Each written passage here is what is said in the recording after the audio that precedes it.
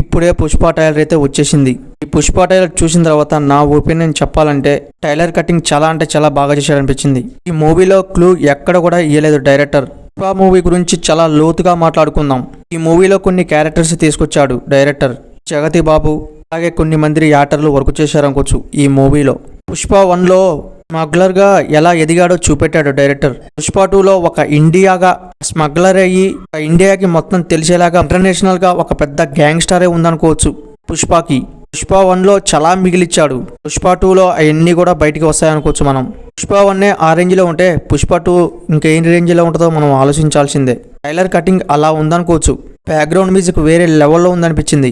శిఖవర్ sir police ఉద్యోగం మానేసి ఒక గ్యాంగ్స్టర్ అయ్యాడా, పుష్పని ఎదుర్కొన్నాడా అనేది మనం ఖచ్చితంగా చూడొచ్చు మూవీలో. శిఖవర్ గ్యాంగ్స్టర్గా ఒక తుపాకీ పట్టుకుని కాల్చుతూ ఉంటాడు. మనకి ఆ ఫ్రేమ్లో కూడా అవపడుతూనే ఉంటుంది. పుష్ప ఇంత పెద్ద గ్యాంగ్స్టర్ అయ్యి ఎక్కడో ఒక్కడ క్లూ వదులుతూనే ఉంటాడు కదా.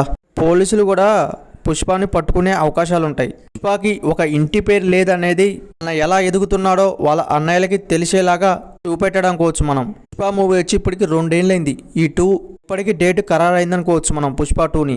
ఏమైనా డౌట్స్ ఉంటే కామెంట్ చేయండి, ఒక లైక్ సబ్ చేయండి, ప్లీజ్ సపోర్ట్ మీ.